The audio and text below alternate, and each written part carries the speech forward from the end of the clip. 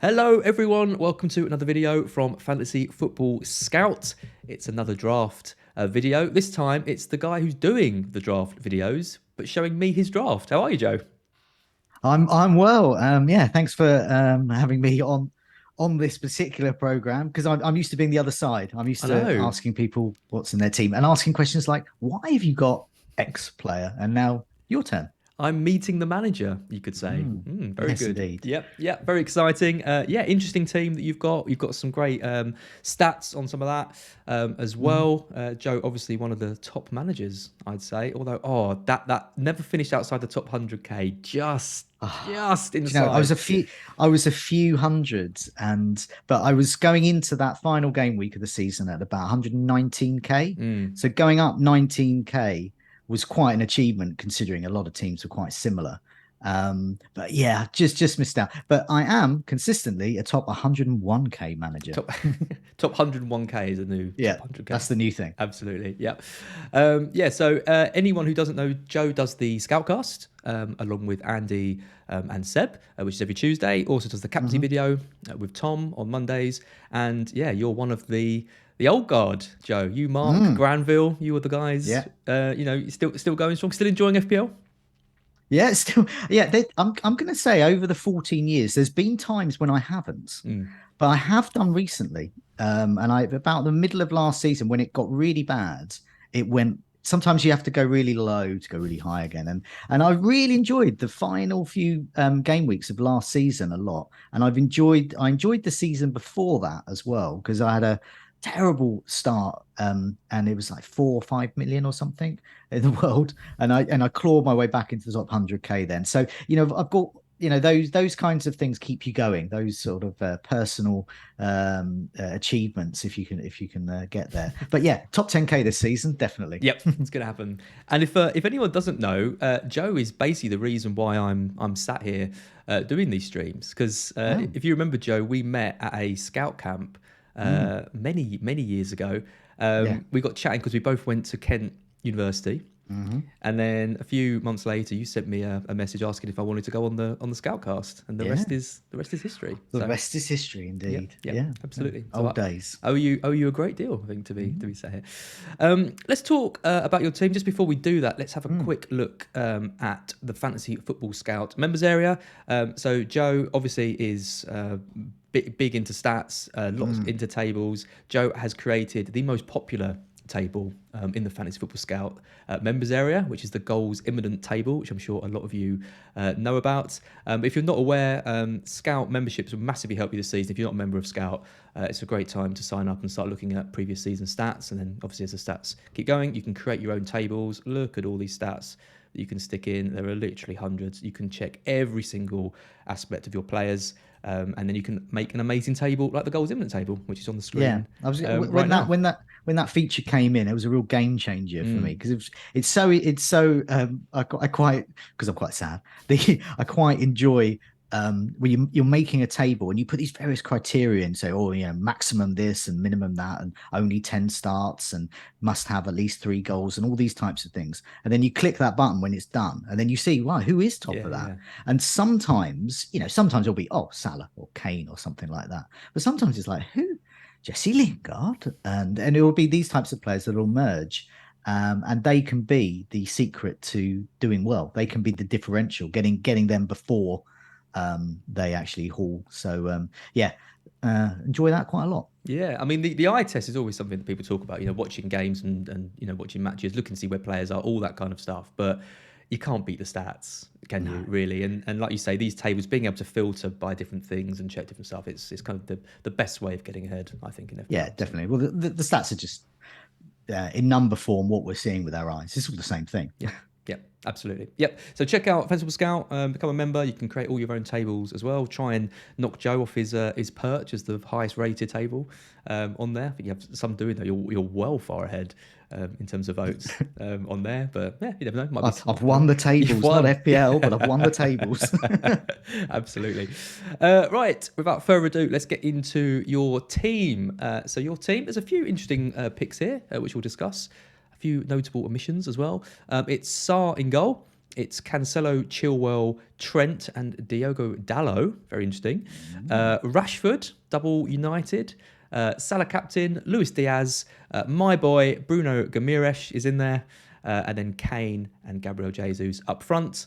And the classic bench of a 4 million goalkeeper in Caballero, Andreas Pereira, Nico Williams, and the man in form for Aston Villa pre-season, 4.5 million forward Archer with nothing in the on bank. target Archer. On target I just Archer. want to point out before we get into the meat of this team. I have picked Caballero. I could have picked any Southampton 4 million goalkeeper. I love their jerseys. I call it the electronic trifle. It's this amazing color scheme, and it's all like pixelated. They're great jerseys. Is that how you pick your 4 million goalkeeper? That's how I'll pick my 4 million goalkeeper, who hopefully I will never have to play. Yep. Absolutely.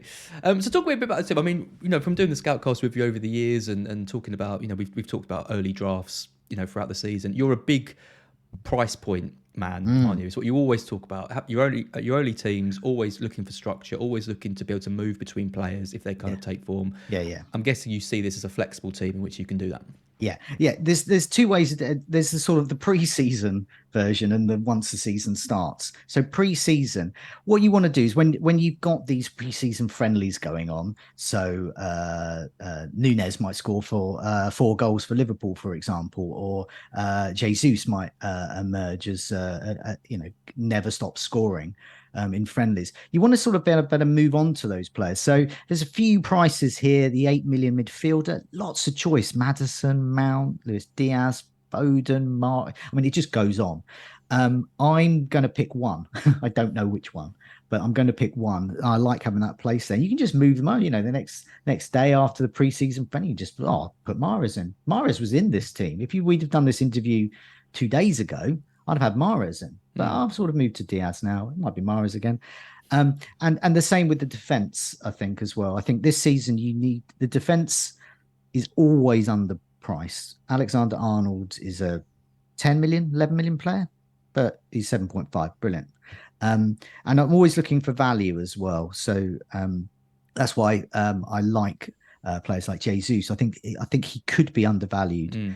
And so, I'm looking at structure there. I'm looking at easily moving them around. And I know we'll talk about attackers a bit later, but Kane and Haaland is a classic example of that. Haaland, it's emerging that he joined City because he will get rests. So I'm thinking Kane never rests and he's got great first fixture. Why not go with him at the moment? But I might switch that to Haaland. But we'll talk about that in a bit, I think. We will indeed, yeah. I mean, let's just quickly on formation. I mean, 3-4-3 is now truly dead. I mean, when we started playing and in all the early Scoutcasts, the thought of even not having 3-4-3 was completely alien to us. And we've started seeing a bit more of a shift towards midfield. But this season, it seems to be the defence is where the value is and where a lot of people are going. Quite a few people I've done these videos with, and you have as well, have gone for 5 at the back, for example. That's becoming almost the template this season, is 5 at the back. I'm not massively sold on 5 at the back. I think you share the same kind of sentiment as me because it reduces that flexibility, right? Yeah, it's completely inflexible because often it involves having one striker up top. So is that Jesus, Kane, Haaland, Callum Wilson, and so on. There's too many choices there. While I think that 3-4-3 is perhaps, I don't rule it out completely as the season goes on, but I think 4-3-3 is something that people are neglecting. And I think that is an intriguing option. I still think there's room for having 3 strikers, especially with the likes of Jesus, Haaland, Kane, and of course there's cheaper ones. Undav at Brighton. There could be quite a few in that bracket who are quite cheap. The Palace strikers are quite cheap. They could all emerge, and it's quite good to have place there. So. Yeah, I'm wondering if this season we might see the death of the midfielder who isn't the big lads, the Salahs, the Sons, but are we going to see the end of those sort of 7 million midfielders? Really, why have them when you can get Alexander-Arnold and Robertson? Interesting. So we might see a resurgence of the forwards. You're predicting. I mean, it'd be very different to last season when it was. The narrative of last season was the death of the striker. There was, but that was because if you look at each of the teams, they all either bought poorly, like Chelsea getting Lukaku back in, or they didn't. They had elderly strikers, or they got strikers that They're getting older, or they went with a false nine like Man City. So Man City strikerless. Then you've got the likes of Brentford emerging. So Tony was a bit of an anomaly, really. There weren't a lot of him, but there could be more of them. Forest could have those as well this season. You've got Mitrovic, really prolific last season, and so I think there should be so much more choice this season. So I don't rule out three at top. Nice, nice. We're getting to forwards a bit later, like you said. Let's start at the back though. You've gone for Saar, which is an interesting one because I haven't seen him in too many drafts. Obviously, Mendy's there at 5, which is tempting a lot of people. Or people are going down to 4.5s, Rayas and Melier and that kind of stuff. You've gone for Saar. Started the season amazingly well last year. Wolves kind of dipped off towards the end a little bit. You're backing them to get back to their defensive best though. Yeah, definitely. Wolves have the best fixtures according to the fixture ticker for game weeks 1 to 6. So they've got Leeds, Fulham, and then they've got Tottenham. So that's a tricky one. Then Newcastle, Bournemouth, and Southampton. So it's a great run of fixtures. But people are looking at 7 and 8 when you've got City and Liverpool. So that's about the worst fixtures you can get. It's going to be a lot of saves though, and Sam makes a lot of saves, and so I don't mind getting a goalkeeper against tough sides if I think they're going to get a lot of points. And we've seen that time and again. You see a goalkeeper against the top side, and if they can do well, and they can, they're going to concede, but if they can keep the goals down, they can rack up maybe 3 extra points from saves alone, and then that's going to bring bonus as well. So you can end up with a good 7 to 10 point return from these types of goalkeepers. Anyway, there's a variety of goalkeepers I'm looking at, and I look at in the members area. There's minutes per save. That's a really useful metric, and there's another one: XG, expected goals prevented. So basically, how good they are, whether they're actually preventing goals or not. Absolutely top of minutes per save is Meslier. So he is in my thoughts as well. And Leeds' early fixtures are pretty good, actually. So I don't rule Meslier out if I want to go for a 4.5. The only problem is expected goals prevented is awful. According to the stats, he literally cost Leeds 15 goals. Unbelievable how poor his So is. Schmeichel is next in minutes per save. And a save every 25 minutes, and Meslier's save every 23 minutes. And Schmeichel, not at the moment, but Leicester's fixtures, if we're looking at the fixture ticker, Leicester have the second best fixtures between game weeks 9 and 16, which is when I'll probably be wildcarding. So I've got my eye on Schmeichel in game week 9. So anyway, that's then. De Gea at 5 minutes. Everyone's forgotten about Dave saves. But a minutes per save every 26.3 minutes. He himself saved nearly 3 goals. So there were 3 almost certain goals against Manchester United that he saved. So he's in the plus. Meslier's minus 15. So that puts it into context. And Sarr's in there as well. He's got a save every 26.6 minutes. So he's in this bunch of really good, I'm going to say the word savelicious goalkeepers. And his plus is plus 8.5. So nearly 9 goals. He himself, through his skills, saved there. So there's the chances of clean sheets because of him. Therefore, chances of bonus as well. So Sarr's a sort of a placeholder there. Don't rule Pickford out, 4.5. He's had a price reduction because Everton were pants last season. Who knows if they will be this season? And then Raya. Everyone's gone for Raya. But he is Brentford, and he's 4.5 minutes per save, one every 27.6 minutes. But it's not as good as all those other goalkeepers I've just mentioned. And he actually cost Brentford a 1/7 of a save. So so a 1/7 of a goal, I should say. So I don't know what that entails. That's looking at stats too far. But yeah, Ray is in the mix, but so a bunch of other goalkeepers. That's why I put Sarr in. Think about them, I think. Yeah, I mean, Sarr is firstly, I just don't think I'm going to hear the word save again after that. Save-alicious, almost like you've joined the Black Eyed Peas, like going on from Fergie or something like that. Save-alicious. Yeah, so Jose Sarr, definitely save-alicious. Melier, the most save-alicious of all of them. I think the goalkeeper split is going to be interesting this season. I think pricing Mendy down at 5 is an intriguing one because it's making people want to pay a bit more. I'm even seeing people with Ederson in their side at 5.5 who you haven't talked about. But if you want, if you want to save a bit of money on Cancelo, maybe you just want to cover those Man City clean sheets, There's Ederson as well. So yeah, loads of opportunity Yeah. in goal. That's kind of the one position where we're not really seeing this kind of Yeah. clear If Man template. City didn't have Cancelo, who is goal-alicious or goal involvement, expected goal involvement-alicious rather, then yeah, Ederson would be my thoughts. But what I think Cancelo's worth that extra bit Yeah. over there. Yeah, I think I agree. Moving into defence, then a couple of interesting picks here. Chilwell and Dalot in particular. I mean, you've gone for Chilwell over James. Interesting one. Yeah. Well, expected goal involvement when they're on the pitch, James trumps Chilwell, but just like bums on seats, points on the board. Chilwell is top. So if you look at points per match, this is anyone could do this. Just look at the FPL site and sorted by points per match. Blue defenders, top of the tree. There's Chilwell. So he's getting 7.9 points per match, which is more than a certain Alexander Arnold, who's 6.5, and Robertson 6.4, and Cancelo 5.6. Chilwell is the best for that metric there. If we think he's going to play, so his competition is Alonso. James' competition is whoever the manager puts there, because there's a whole bunch of people, but he can be moved into central defence as well. Also, I did own James for periods last season. I think I got one of his hauls, missed a whole bunch of others, and I had him for that run of like nothing. So I think Chilwell's been neglected and doesn't show up on a lot of metrics because people just look at total points. And of course, he only, I think he 6 games. I think he started. Chilwell. Yeah. So if you look at points per match, how much he scored when he was on the pitch, Chilwell's the best. So at the moment he's in there. His competition is Alonso. I think Chilwell's favoured over Alonso. Take the gamble there. I think he's a great option. But yeah, I don't rule James out. Be interesting to know what happens with Chelsea centre backs. Rumours that the Koundé's coming in now. More centre backs means less chance probably of James playing in that centre back position. Keeps him out on the right wing back. I like them both. I just don't think you can go wrong with either of the Chelsea wing backs, and obviously really popular. I will not go into game week 1 without one of them. No. Yep. Talking about Dalot. Then is this a pre-season bandwagon you've bought into? Well, who were the most undervalued team last season? Packed full of goals, great defense, really cheap.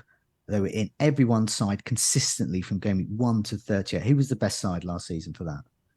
With consistently cheap offerings in defense and attack and midfield and getting points. When I say attack, I mean attacking midfielders. Arsenal? Exactly. Arsenal underpriced because their previous season was awful.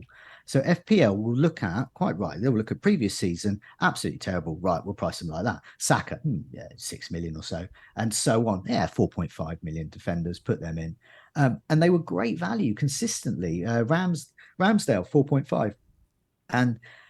And so on across their midfield. Martinelli, Nketiah as well. Great value. Manchester United, I think, are this season's Arsenal. They had an absolutely awful season last season. They've been justifiably priced accordingly because of that. But because of that, I think, and many other people, and certainly Manchester United fans will hope that they can replicate some kind of form from their previous seasons. So if you look at the 2021 season, so that was the Fernandes season, basically. Expected goal involvement across that season, 25, so the most. Second, Rashford, but he's now 6.5, so he's basically potentially a sort of a 7.5, 8 million midfielder who's 6.5. Massive pay cut, price cut for him there. So I think there could be value there. Sancho is someone I'm looking at as well, and I am looking at pre-season. I mean, so Sancho, Martial, and Rashford are looking like a great front three, and the manager clearly likes them.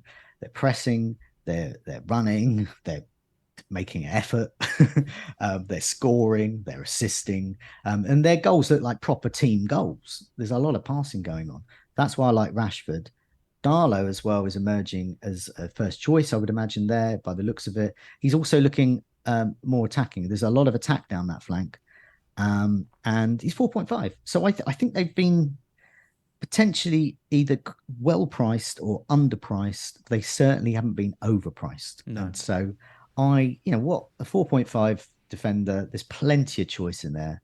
I can move on to Rashford, plenty of choice in the 6.5 bracket, I think, for midfielders or emerging potential in that bracket. So yeah, that's why I'm going for them. So yeah, despite Brighton losing in 1983 FA Cup final to Manchester United, I'm not afraid or averse to get them into my side this season. Don't remind my dad of that. My dad has always hated Roy Keane because he thought he Yeah, played in that game and injured one of the Brighton players, and he did didn't he? didn't even play. Must have been a child. I know he didn't even play. Really? He hated him for years, and then I watched. I was like, Dad, I don't think he was around in 1983.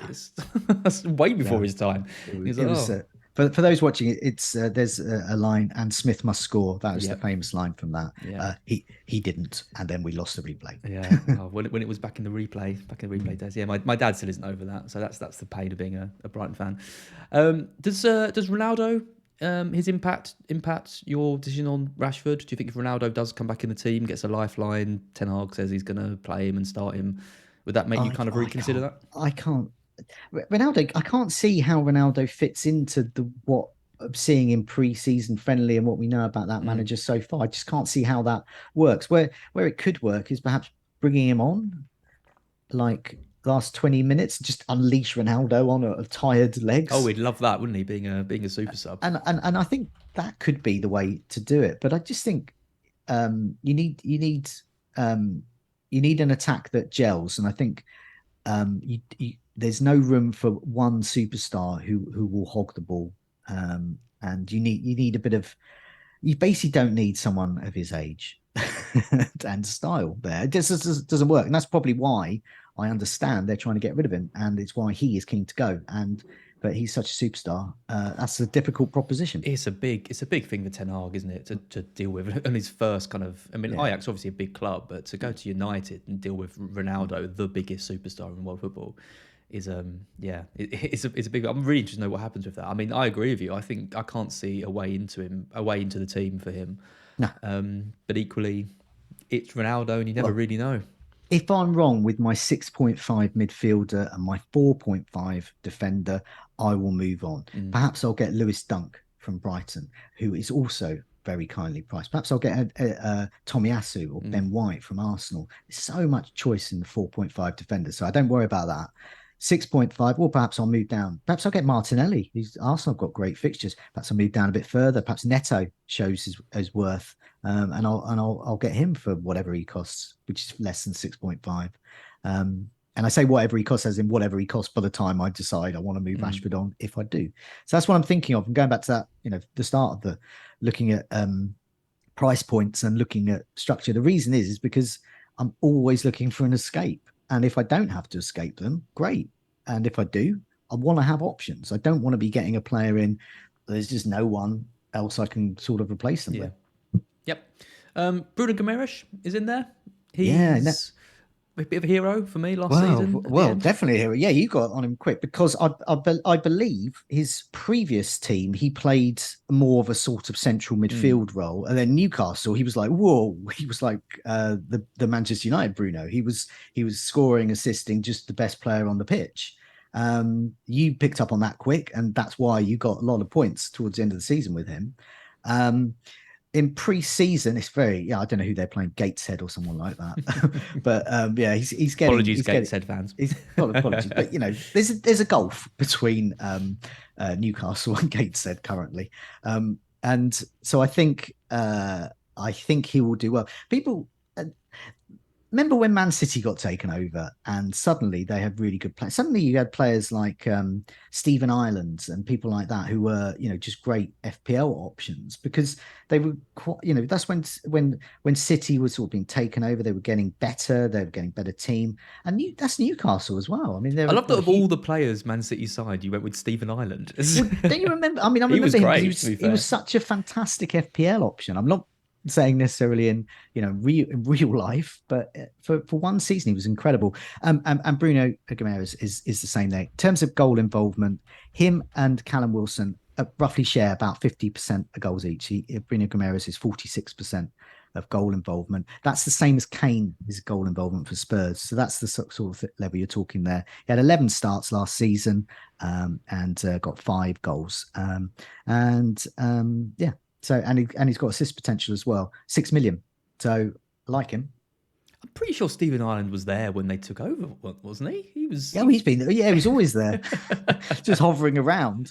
And but yeah, he was. I just use him as an example of around that time before the City fans look at the chronology of that time. It's still it's just a time when City were getting better. You Yeah, know, they're, the they're likes of building. Yeah, Bellamy came in and yeah, people yeah. and players like that. Yeah. Yeah, and it's like Bruno was that kind of marquee signing for Newcastle, right? Like City bought a lot of random players. I mean, Joe came in. Do you remember him? Like Bellamy Yeah. came in. They had Les Scotts and all these guys, and then Oh yeah. but gradually the quality. You know, when Silva came in, Aguero, and Yeah. suddenly that's exactly what's going to happen with Newcastle. They're going to Yeah. be Yeah. right Oh, up there, exactly. right Yeah. up there soon. Yeah. Let's talk about your forwards then. So no Haaland. No. Now, Kane is in. Interesting. yeah, that's currently tomorrow, 2 days time. Haaland will be in. Kane won't be in. I like. I've played around with different formations, and I want that premium option. I want the option to get a premium striker in.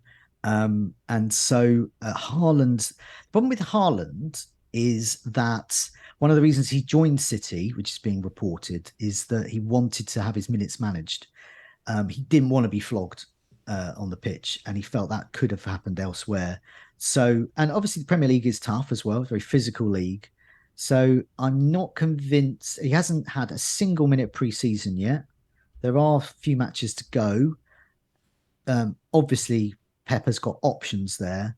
I don't know whether he's going to start. If it's looking like he is going to start against West Ham, he might come in, but then he might be dropped against Bournemouth. And I don't know. We don't know yet because it's all unknown. Kane is not unknown. Kane is an elite striker who plays every minute. He might get a rest in the last 5 minutes this time around. But yeah, Kane is the safe option and he plays Southampton first. He's I had got the captaincy on Salah currently, but Kane is a great captaincy option, as is Son. Yeah, Son. Yeah, I've seen so many drafts and so many without Spurs, and their best players as well.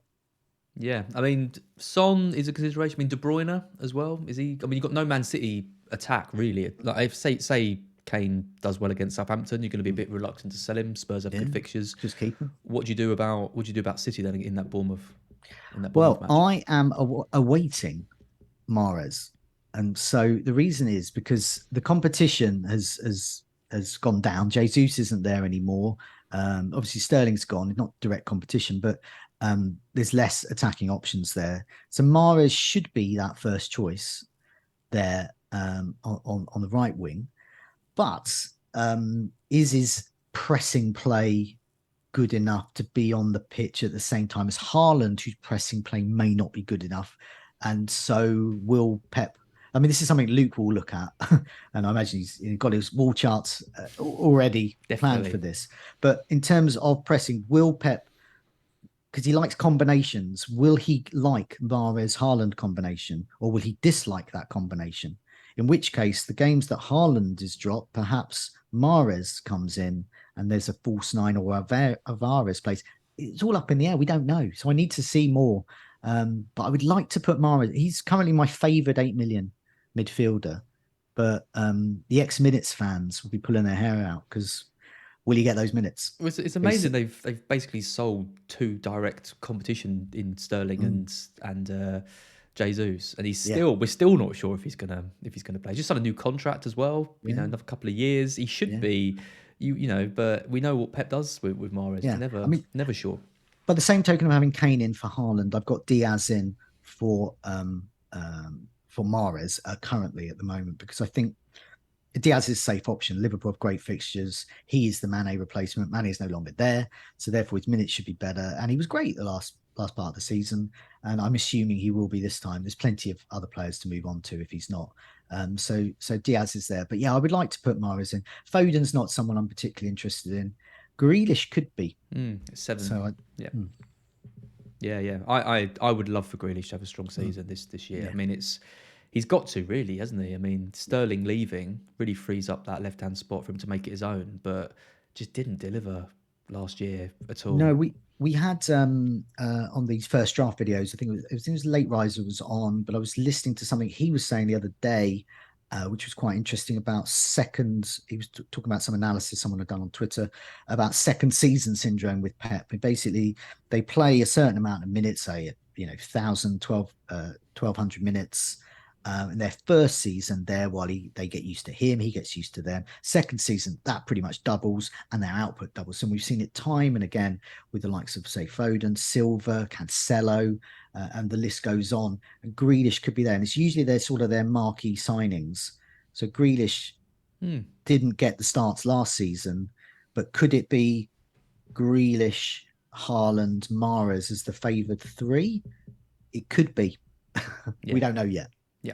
And then where does Foden play? Exactly. Foden will play somewhere. Yeah, it's really interesting with City I because it doesn't feel like they've got a huge amount of depth, particularly at fullback with Zinchenko leaving for Arsenal and Cucurella. We really don't want him to go as Brighton fans, but I think that's probably inevitable if they offer. Well, if they can pay 50 million, then he will go because that's what they're asking for because they're valuing him at the same price as, say, Ben White, who went to Arsenal. He's a good long-term option. Yeah. He was our player of the season last season. Yeah, he's got and he's got great hair. So. 4 years on his contract and great hair. Well, that's what you get. That's what you get for there you go. Yep, absolutely.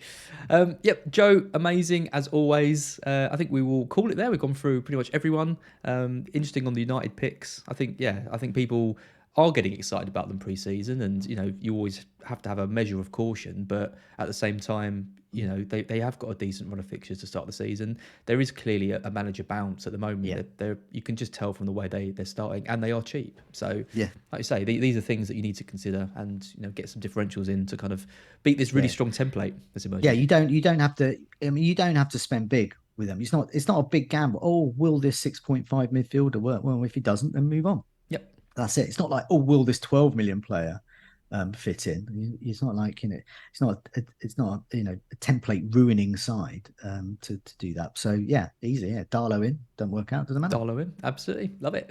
If you've enjoyed listening to Joe, make sure you check him out on the captain videos, which are every Tuesday sort of afternoon, and the Scoutcast, which is every Tuesday evening. They'll be starting again from the build-up, the first week, the build-up to the game week 1, so not next week, the week after. If you've enjoyed this video, if you're enjoying the pre-season content as well, make sure you like this video and subscribe to the channel. We really appreciate it. Also, in every pre-season video we're doing this season, from now, if you drop us a comment just saying what you think of the video, and drop your Fantasy Football Scout username in as well. We're giving out one free membership on every video. So if you're a free member, you can claim that for yourself. If you've already got a membership, you can nominate someone else. So just drop their username instead. But we really appreciate all the feedback and comments. And it's great to be doing content again, isn't it, Joe? It feels like been a long time, been a few weeks. Back at it. Yep. Ready for success. Absolutely. Thank you, Joe, for joining me. Thanks everyone for watching, and we will see you very soon.